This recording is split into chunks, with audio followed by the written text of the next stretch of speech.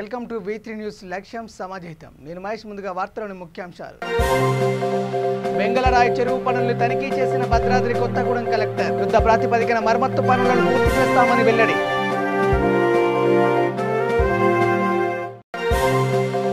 Kaleshwaram project అద్భుతమన్న ఆహార commission chairman. Yellampalli ప్రాజెక్టును సందర్శించిన అనంతరం ప్రశంసల జల్లు.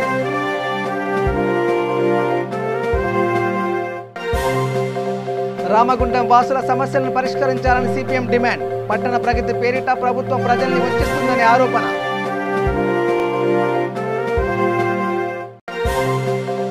సర్పంచ్ వార్డు సభ్యుల తీరుపై గంభీరావుపేట వాసుల ఫైర్. మండల పరిషత్తు కార్యాలయం ఎదుట నిరసన ప్రదర్శన. ఇక డీటెయిల్ చూస్తే భద్రాద్రి కొత్తగూడెం జిల్లాలోని వెంగళరాయి చెరువు ప్రాజెక్టు పనులను జిల్లా కలెక్టర్ అనుదీప్ ఆకస్మికంగా తనిఖీ చేశారు. ఈ సందర్భంగా ఆయన మాట్లాడుతూ గతేడాది వర్షాకాలంలో వరదల కారణంగా అలుగు తెగడంతో రైతులు తీవ్ర ఇబ్బందులు గురైనట్టు చెప్పారు. ఈ నేపథ్యంలో యుద్ధ ప్రాతిపదికన మరమ్మత్తు పనులను చేపట్టామన్నారు. అనంతరం చండ్రుగొండ ప్రాథమిక ఆరోగ్య కేంద్రాన్ని సందర్శించారు. రికార్డులను తనిఖీ చేశారు. వైద్య సిబ్బందికి పలు సూచనలు చేశారు. ఇక్కడ మీరు ఎక్కువ పట్టాల్సి వస్తుంది అనుకుంటే ఈ బండర్ కూడా స్ట్రెంగ్ చేయాలి. ఈ బండర్ కూడా స్ట్రెంగ్ ఆల్రెడీ ఈ బండర్ కూడా ఎట్లాగా మళ్ళీ మట్టి పోసి స్ట్రెంగ్ చేస్తాం. ఇదా మరి చేయాలి ఇప్పటికే. ఇంకా ఎప్పుడు ఇచ్చారు 9 lakhs? ఇది part of this 9 lakhs project. ఎప్పుడైనా శాంక్షన్ 2020 ఏది మన సెకండ్ వచ్చిన ఫ్లడ్ కదా, not because of the Godavari.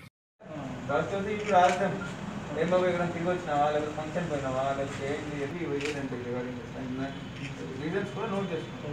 ఇది ఒకటి మనం నోట్ రాద్దాం. ఇది కూడా దట్ పాజిటివ్ వచ్చినప్పుడు జనరల్ నో రీజన్ ఫర్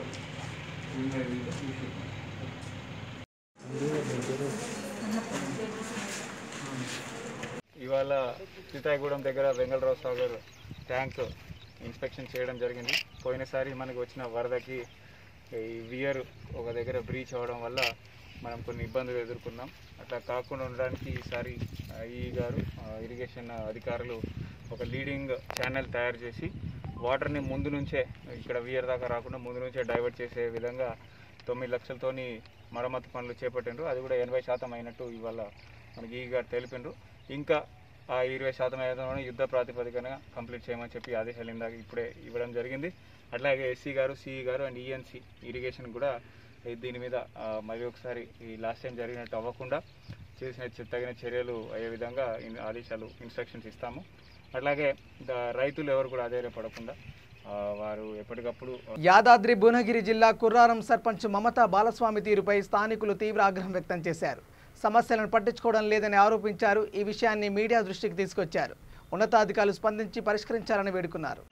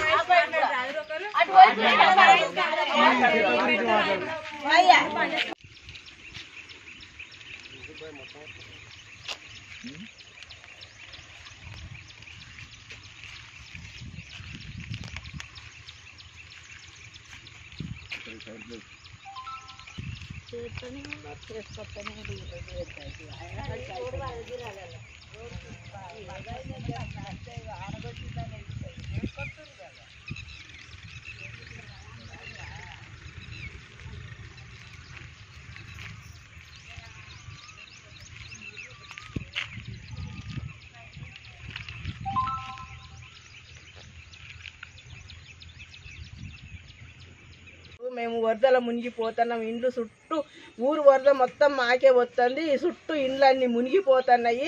ఇండ్లల్లో మునుగుతున్నాం, తేలుతున్నాం. ఇగో నీళ్ళ వరద చూడుండ్రి. మేము ఎన్ని కష్టాలు వెళ్ళబోతున్నాం. ఏ సర్పంచ్ వచ్చినా, ఏ ఉప సర్పంచ్ వచ్చినా, ఎన్ని పైసలు మీరు ఇచ్చినా ఆ పైసలన్నీ మింగుతుండ్రు. మాకు మొత్తమే ఏం న్యాయం చేస్తలేరు. మేము నీళ్ళల్లో ఎట్లుండాలి, ఎట్లా చేయాలో తెలందాక మాకు నిద్రలు ఉంటలేవు. ఇగో గడ్డి మొలిసి గడ్డిలే మొత్తం పాములు తేళ్ళు వెళ్తున్నాయి, పిల్లలు జల్లలు. మేము ఆగమైపోతున్నాము. మాకు మంచి న్యాయం చేయండి. మాకు ఈ వరద అంతా రాకుండా మంచిగా కట్టుబడి చేయండి. ఇండ్లు కూడా మునిగిపోతున్నాయి, ఇండ్లు కూలిపోతున్నాయి. స్వామి మీకు ఒకటి విలేకరులకు సామ్ల వరకు మేము ఒకటి మా బాధలు మా కష్టాలు అనేది చెప్పుకుంటున్నాం. నేను సంవత్సరం నుంచి వెళ్ళి ఉప సర్పంచ్కి గ్రామస్తులకు మొత్తము నా ఇల్లు ఇట్లా వరద వచ్చి కొట్టుకపోతుంది, సగం మునిగిపోయింది అని కూడా చెప్పినా కానీ పట్టించుకోలేదు. నీటి నుంచి వెళ్ళి సంవత్సరం నుంచి వెళ్ళి ఈ సంవత్సరం కూడా మొన్న ఆదివారం నాడు కూడా మొత్తం సగం ఇల్లు నిండినప్పుడుగైనా కానీ సర్పంచ్ దగ్గరికి ఉప సర్పంచ్ దగ్గరికి గ్రామస్తుల దగ్గరికి ఆర్ట్ నెంబర్ల దగ్గరికి అందరి దగ్గరికి పోయిన స్వామి పోయినా కానీ వస్తున్నాం అన్నారు. వచ్చినా కానీ ఆ గ్రామం కాడికి పోయి గ్రామ పంచాయతీ కాడికి వచ్చినా కానీ ఆ గ్రామ పంచాయతీ కాడ ఏమంటున్నారంటే వాళ్ళ ముచ్చట్లు వాళ్ళ బాధలు వాళ్ళ కష్టాలే చెప్పుకున్నారు. అసలు మా బాధలు మా కష్టాలే చెప్పనిస్తలేరు. చెప్పకుంటే నాకు ఈ తలనొప్పి, నాకు తలకు ఆపరేషన్ అయింది, నా కన్ను తిరిగి అడ్డం పడబోతే ఉప సర్పంచ్ అనేది నువ్వు ఇంటికి పోమ్మా, నీ ఇదో లేదోటి పెట్టుకోకమ్మా అని ఇంటికి పోమ్మంటే నేను ఇంటికి వచ్చేసిన. మళ్ళా రాత్రి 12 రాత్రికి కూడా అనేక వాన, ఇంట్లో కాలు బయట పెట్టకుండా వాన. నిర్బంధ వెట్టి చాకిరీ చేస్తున్న వ్యక్తికి ఎట్టకేలకు విముక్తి లభించింది. ఉత్తరప్రదేశ్కు చెందిన మహమ్మద్ షకీబ్ బతుకు తెరువు కోసం హైదరాబాద్ వచ్చాడు. ఫైటర్గా మండీ హౌస్లో చేరాడు. మండీ హౌస్ యజమాని మాటలు గారడి చేశాడు. ఇతర దేశాల్లో ఉద్యోగం ఇస్తానంటూ అతని పాస్పోర్ట్, ఆధార్ కార్డు తీసుకున్నాడు. అప్పటి నుంచి వెట్టి చాకిరీ చేయించుకుంటున్నాడు. ఈ విషయం తెలుసుకున్న హ్యూమన్ రైట్స్ ప్రతినిధులు అతడికి విముక్తి కలిగించారు. पासपोर्ट आधार कार्ड इप्पिंचारू। नेशनल ह्यूमन राइट्स की तरफ से मैं greater Hyderabad president and incharge हूँ। ये बच्चा मेरे पास एक केस लेके आया था कि मंदी के होटल में काम कर रहा था और उसके डॉक्यूमेंट्स वो होटल वाले रख लिए थे, पासपोर्ट, वोटर आईडी कार्ड और पैन कार्ड।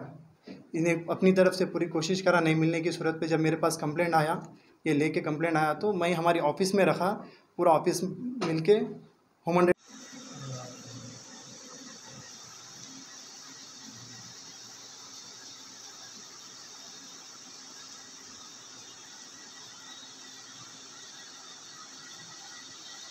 मेरा नाम सैयद मोहम्मद इरफान है। Human rights protection voluntary association का नेशनल विंग प्रेसिडेंट हूँ मैं। तो हमारे ऑर्गेनाइजेशन में एक केस आया था। ये बच्चा जो है, सादिक नाम का बच्चा है, इसको याकुतपुरे में एक मंदी हाउस है, मंदी हाउस में ये बच्चा काम कर रहा था पिछले 1-2 महीने से। तो जो ओनर है इनको टॉर्चर करे, वहाँ पे टॉर्चर करे और इनको चैनों से बंध के डाल दिए थे और इनके डॉक्यूमेंट्स वगैरह भी रख लिए थे, जैसे कि पासपोर्ट है इनका, पैन कार्ड है, आई कार्ड है, वोटर आईडी है। ये पूरा उनके हैंडओवर में करके ये बच्चे को मार के हकल दिए थे, भगा दिए थे। ये बच्चा जो है उत्तर प्रदेश से आया है। ये तकरीबन 1-1.5 साल से हैदराबाद में है बच्चा ये, और 1-2 महीने से वो याकुतपुरा में मंदी हाउस में काम कर रहा था बच्चा। तो हमारे जावेद भाई के पास कंसल्ट हुए, ये बच्चा आके उनसे बात करा, तो जावेद भाई ऑर्गेनाइजेशन में बात रखे। तो अल्हम्दुलिल्लाह हम लोग पूरे जाके, हमारे समीर भाई, हमारे ह्यूमन राइट्स के तरफ से पूरी टीम जो है जाके ये बच्चे का जो भी डॉक्यूमेंट्स थे ओनर के पास, वो पूरा पुलिस स्टेशन में कंप्लेंट करके वापस ऑर्गेनाइजेशन इनको वापस दिला दी। काम हो गया। కాళేశ్వరం ప్రాజెక్టు నిర్మాణం మానవ ఇంజనీరింగ్ అద్భుతమని ఆహార కమిషన్ చైర్మన్ తిరుమలారెడ్డి చెప్పారు. గోదావరికని పారిశ్రామిక ప్రాంతంలో నిర్వహించిన సమావేశంలో ఆయన ప్రసంగించారు. ఎల్లంపల్లి ప్రాజెక్టు సందర్శన తనకు ఎంతో ఆనందం కలిగించిందన్నారు.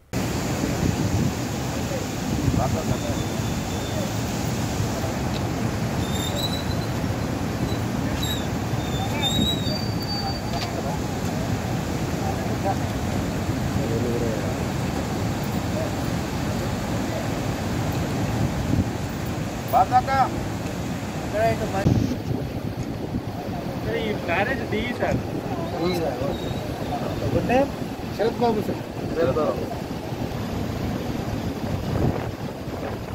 ఈరోజు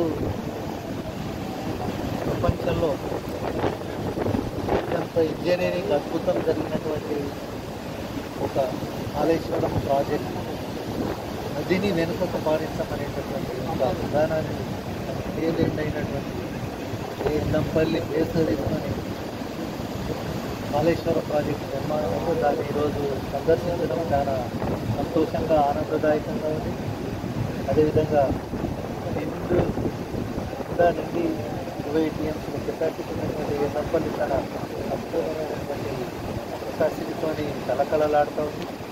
ఇది తెలంగాణ ప్రాంతంలో ప్రజానీకానికి తాగడానికి నీరు. గీసుకొండ మండలంలోని జాతీయ ఆదర్శ గ్రామం గంగదేవిపల్లిని హరితవనంగా మార్చామని సర్పంచ్ గోనె మల్లారెడ్డి చెప్పారు. ఈ గ్రామం పేరు అంతర్జాతీయంగా మార్మోగే విధంగా చేస్తామన్నారు. కార్యక్రమంలో కార్యదర్శి తపస్విని తదితరులు పాల్గొన్నారు.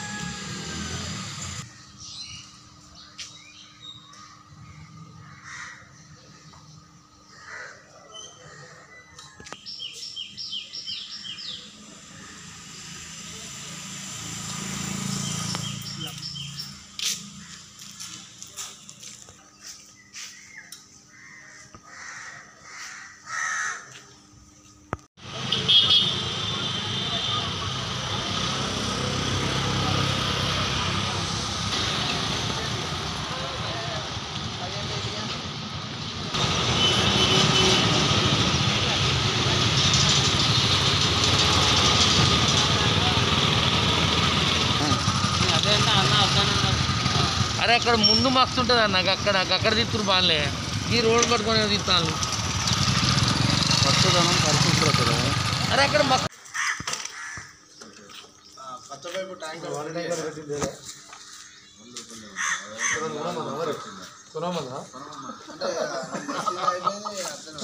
మరి నేను వాడతా, నేను తెచ్చి వాడతాను, నేను తెచ్చి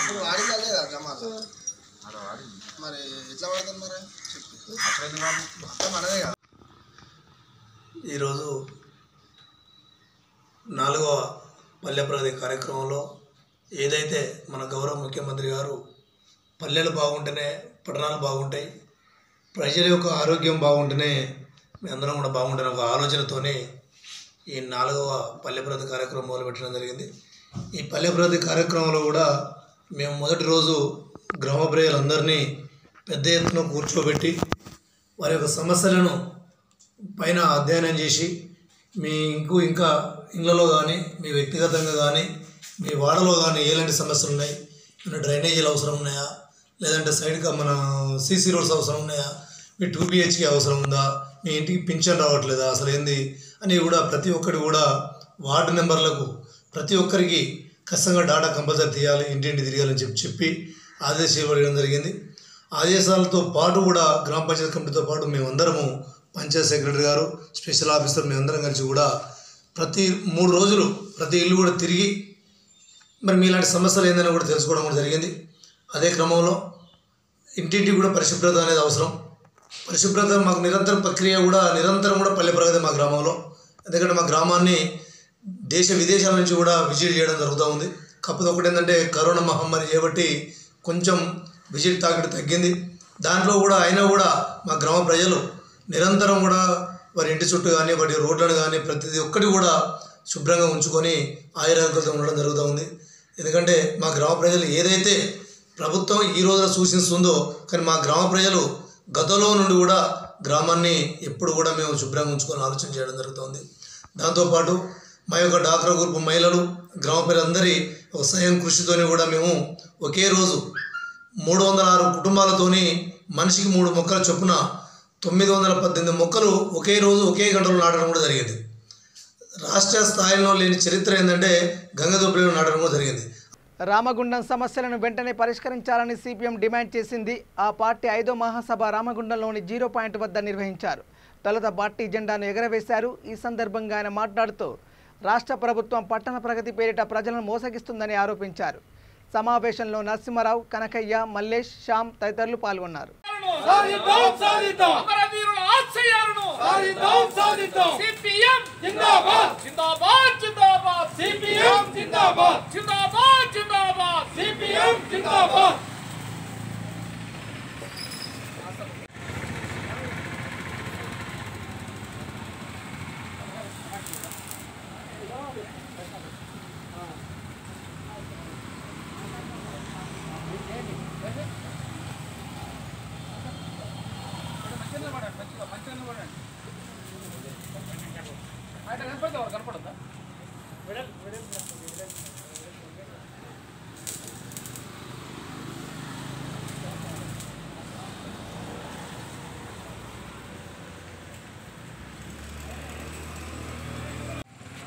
సిపిఐఎం రామగుండం టౌన్ శాఖ 5వ మహాసభ సందర్భంగా ఈరోజు జెండా ఆవిష్కరణ చేసుకొని ఈ రామగుండం టౌన్లో ఉండే అనేక సమస్యలపైన చర్చించుకోవటం జరుగుతుంది. ప్రధానంగా ఇప్పటికే సిపిఎం పార్టీ ఈ ప్రాంతంలో ఉండే అనేక సమస్యలపై పోరాటం నిర్వహిస్తుంది.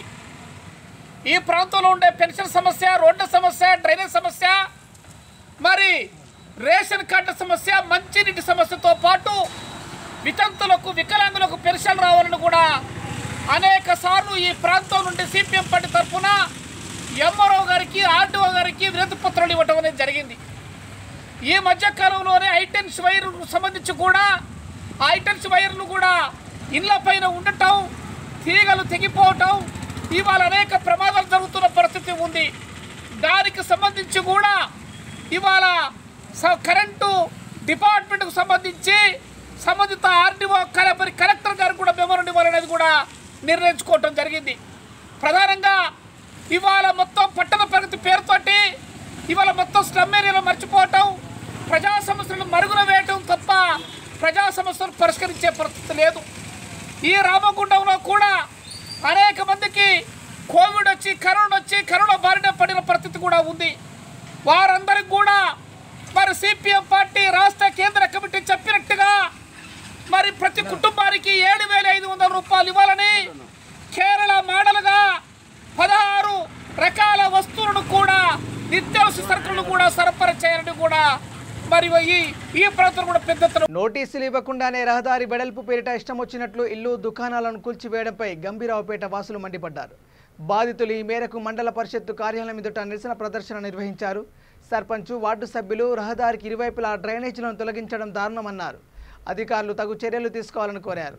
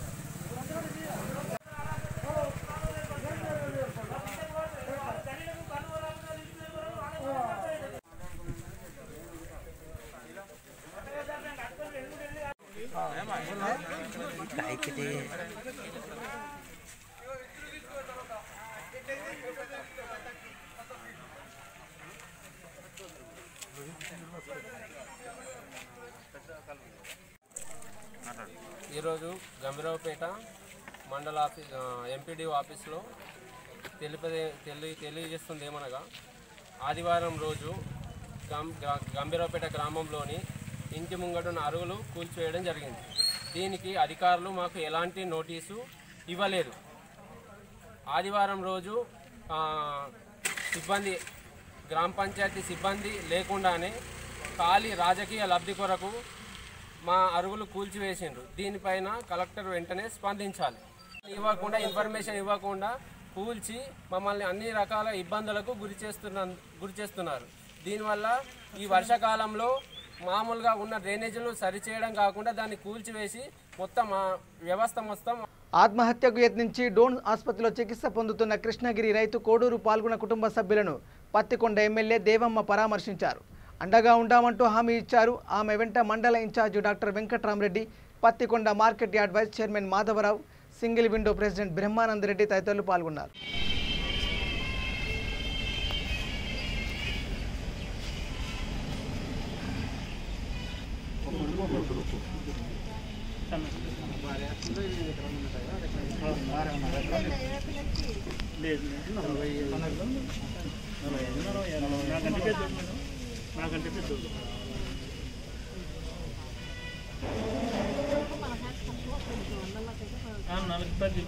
డైరెక్ట్ ఉన్నాయని ఆయన కాంటాక్ట్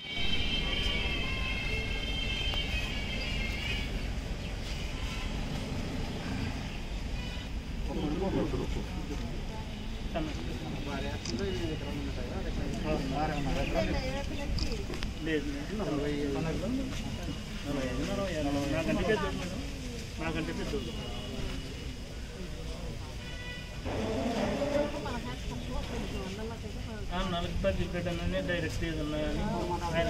పాణ్యం మండలం బలపనూరు గ్రామంలో నిర్వహించిన రైతు భరోసా చైతన్య యాత్ర కార్యక్రమంలో కలెక్టర్ వీరపాండ్యన్ పాల్గొన్నారు. ఆయన వెంట Nandyal sub collector Bajpai, Balpanur sarpanch Madhavi, doctor Ramesh తదితరులు పాల్గొన్నారు. ఈరోజు మన రాష్ట్ర ప్రభుత్వం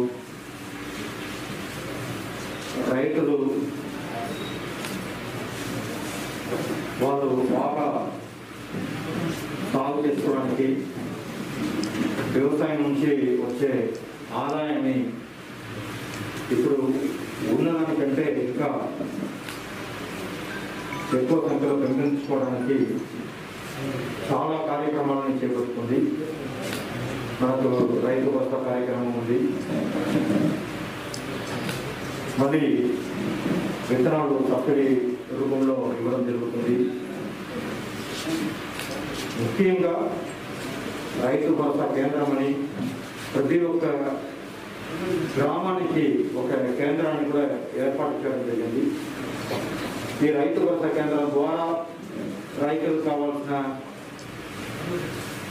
విత్తనాలు కానీ ఎరువులు కానీ మళ్ళీ ప్రభుత్వం అందిస్తున్న సేవలు మొత్తం కూడా ఇక్కడ ఉంటే మీకు అందించే విధంగా, సరఫరా చేసే విధంగా ఈ యొక్క కొత్త వ్యవస్థని తీసుకుని రావడం జరిగింది. ఇలాంటి వ్యవస్థ ఎక్కడ కూడా లేదు. మొట్టమొదటిసారిగా మన రాష్ట్రంలోనే రైతుల కోసం ఒక ప్రత్యేకమైన వ్యవస్థని, ప్రత్యేకమైన సంస్థని ప్రతి ఒక్క గ్రామంలో చేపట్టింది ఇదే మొట్టమొదటిసారి. మేము చాలా గర్వంగా చెప్పుకోవచ్చు. సో దీనివల్ల రైతులకి దీనికి ముందు వాళ్ళు మండల హెడ్ క్వార్టర్ చుట్టూ తిరిగేవాళ్ళు, అక్కడ ఉన్న ఏఓ దగ్గర లేకపోతే ఏఓ దగ్గర తిరిగేవాళ్ళు. మళ్ళీ వాళ్ళకి ఏదైనా సమాచారం కావాలన్నా ఆ ఊర్లో ఏ సమాచారం దొరుకుతుందో దాంతో వాళ్ళు వ్యవసాయం చేసుకుంటూ ఉన్నారు. కానీ ఇప్పుడు మీకు ఇవన్నీ కూడా మీ ఊరిలో నిర్మించబడిన ఈ రైతు భరోసా కేంద్రం ద్వారా జరుగుతుంది. మళ్ళీ రైతు భరోసా కేంద్రం ద్వారా ఒక అగ్రికల్చర్ అసిస్టెంట్ని కూడా, ఒక వ్యవసాయ సహాయకులను కూడా మీకు ఇక్కడ మరి మీతో రెగ్యులర్గా కలుసుకోవడం కానీ, మీతో చర్చించుకోవడం కానీ, మీకు కావాల్సిన సమాచారాన్ని అందించడం కానీ, మీకు కావాల్సిన సేవలు మొత్తంలో పూర్తిగా మీకు చేరే విధంగా వాళ్ళు పనిచేస్తూ ఉంటున్నారు, కృషి చేస్తూ ఉంటున్నారు. సో ఇది ఎప్పుడు జరగలేదు. దీనికి ముందు మన పొలమడి కార్యక్రమం పెట్టేసి మన మండల ఆఫీసర్స్ ఎవరైనా వస్తారు, లోపలగా ఒక ఆఫీస్ రైతు ఉంటారు, వాళ్ళని పెట్టి తీసుకుంటూ వెళ్తారు. ఇప్పుడు ఒక విలేజ్ అగ్రికల్చర్ అసిస్టెంట్ కానీ, లేకపోతే విలేజ్ హార్టికల్చర్ అసిస్టెంట్ కానీ, విలేజ్ వెటనరీ అసిస్టెంట్ కానీ ఇప్పుడు మీకు ప్రతి ఒక్క గ్రామంలో అందుబాటులో ఉన్నారు. మళ్ళీ ప్రత్యేకంగా కొన్ని కార్యక్రమాలను కూడా మీకోసం ఈ రైతు భరోసా కేంద్రం ద్వారా అమలు చేస్తూ ఉంటున్నారు. ముఖ్యంగా ఈ ఎరువులు, నాణ్యమైన విత్తనాలు కానీ ఎరువులు కానీ మీకు అందించే విధంగా ఇక్కడ ఈ కేంద్రంలోనే మొత్తం మీకు అందుబాటులో పెడుతున్నారు. చాలా విశాఖ ఉక్కు పరిరక్షణ వేదిక రాష్ట్ర స్థాయి సమావేశం విజయవాడలోని కామ్రేడ్ దాసరి నాగభూషణం భవనంలో జరిగింది. ఈ సందర్భంగా తీసుకున్న నిర్ణయాలను పరిరక్షణ వేదిక రాష్ట్ర కన్వీనర్ ఓబులేసు మీడియాకు వెల్లడించారు. ఈ సమావేశంలో వివిధ కార్మిక సంఘాల సభ్యులు, దళిత సంఘాల ప్రతినిధులు పాల్గొన్నారు. శక్తుల కబంధ హస్తాల నుంచి, ఎందుకంటే ఇవాళ ప్రధానమైనటువంటి రెండు అంగాలను, శరీరంలో ఉన్నటువంటి రెండు ప్రధానమైన అంగాలు ఏవైతే ఉన్నాయో, గుండె కావచ్చు, మెదడు కావచ్చు, ఈ రెండింటినీ ఛిద్రం చేసేటువంటి పరిస్థితికి కేంద్ర ప్రభుత్వం వచ్చింది.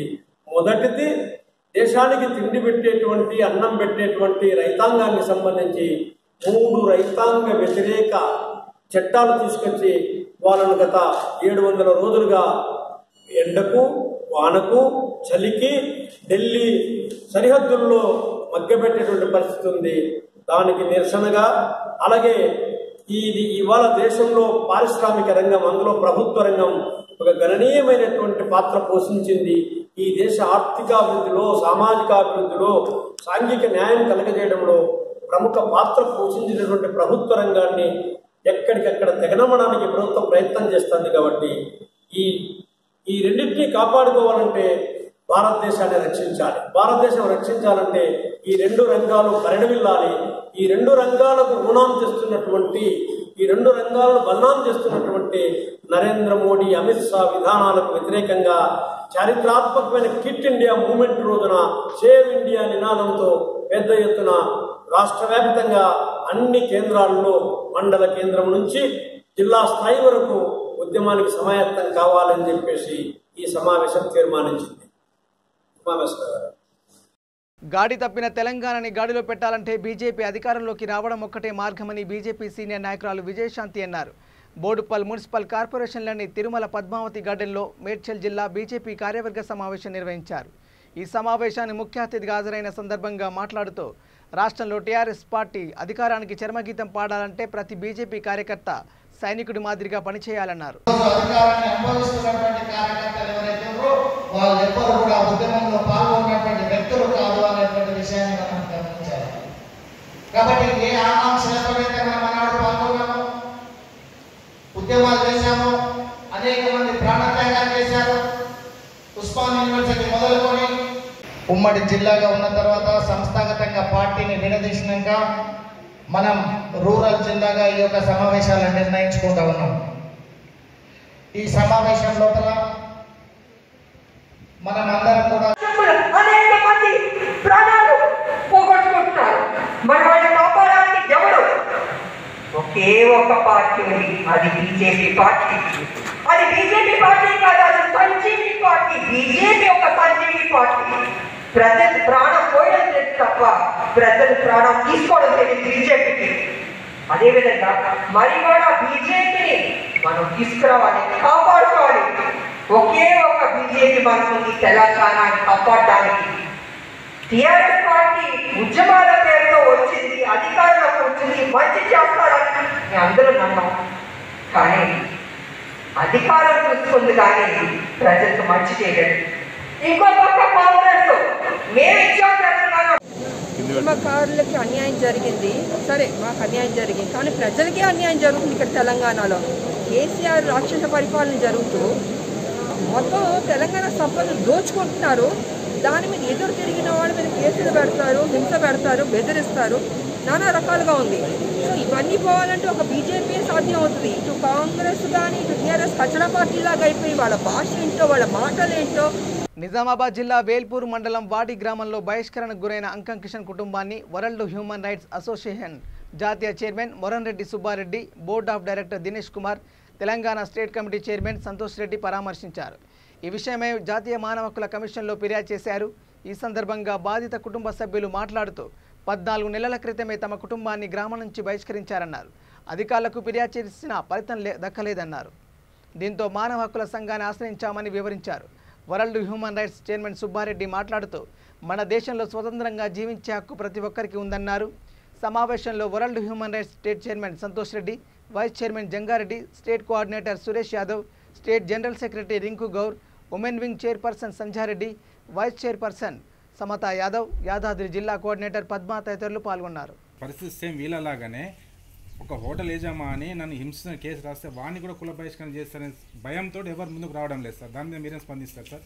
నేనేమంటున్నా అంటే ఎవరు కూడా మాకు రాసిచ్చిన లెటర్ను మేము బహిర్గతం చెయ్యం. ఎందుకు అంటే వీళ్ళు వాళ్ళతో కాంప్రమైజ్ అయితే మేము వేసిన కేసుకు వాల్యూ లేకుండా ఉంటుంది కాబట్టి మాకు పంపించమంటున్నాం.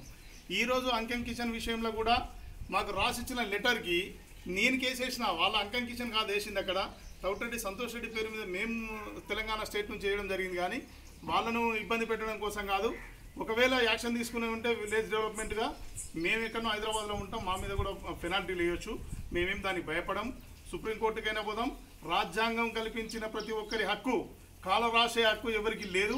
దాని మీద ఎంతవరకు ఉంటే అంతవరకు మేము ఖచ్చితంగా పోరాడతామని చెప్పేసి ఈ సందర్భంగా చెప్తుంటాం. జాతీయ విద్యా విధానాన్ని యునైటెడ్ టీచర్స్ ఫెడరేషన్ నిరసించింది. ఈ మేరకు ప్రకాశం జిల్లా ఇంకొల్లులోని ఎంపీడీఓ కార్యాలయం ఎదుట ధర్నా నిర్వహించింది. కార్యక్రమంలో ఇంకొల్లు మండల యూటీఫీ అధ్యక్షులు ఏ శ్రీమన్నారాయణ, ప్రధాన కార్యదర్శి మస్తాన్ వలి, జిల్లా academic cell convener CH Hanumantharao, జిల్లా మహిళా కార్యదర్శి విజయలక్ష్మి, ఉదయ్ కుమారి, మండల ట్రెజరర్ మాధవ, ఉపాధ్యక్షులు నాగేశ్వరరావు, సిపిఎస్ కార్యదర్శి ఇమాన్యుయల్, జిల్లా మహిళా కార్యవర్గ సభ్యురాలు సమత, కేజీఆర్ కుమారి, పుష్పావతి, శ్రీనివాస్, విఎస్ఆర్, ఆంజనేయులు, మస్తాన్ సాహిబ్ పాల్గొన్నారు.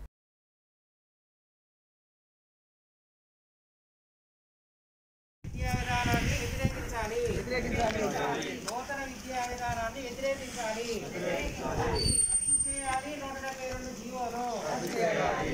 రద్దు చేయాలి 172 జీవోను. నూతన విద్యా విధానాన్ని వ్యతిరేకించాలి. నూతన విద్యా విధానాన్ని వ్యతిరేకించాలి. నూతన విద్యా విధానాన్ని.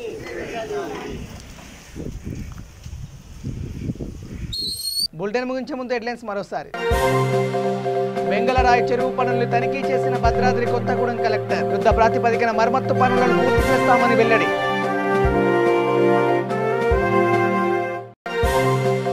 కాళేశ్వరం ప్రాజెక్టు అద్భుతమన్న ఆహార కమిషన్ చైర్మన్. ఎల్లంపల్లి ప్రాజెక్టును సందర్శించిన అనంతరం ప్రశంసల జల్లు.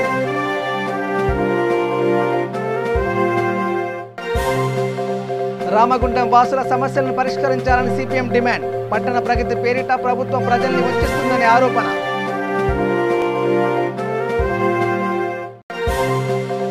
సర్పంచ్ వార్డు సభ్యుల తీరుపై గంభీరావుపేట వాసుల ఫైర్. మండల పరిషత్తు కార్యాలయం ఎదుట నిరసన ప్రదర్శన.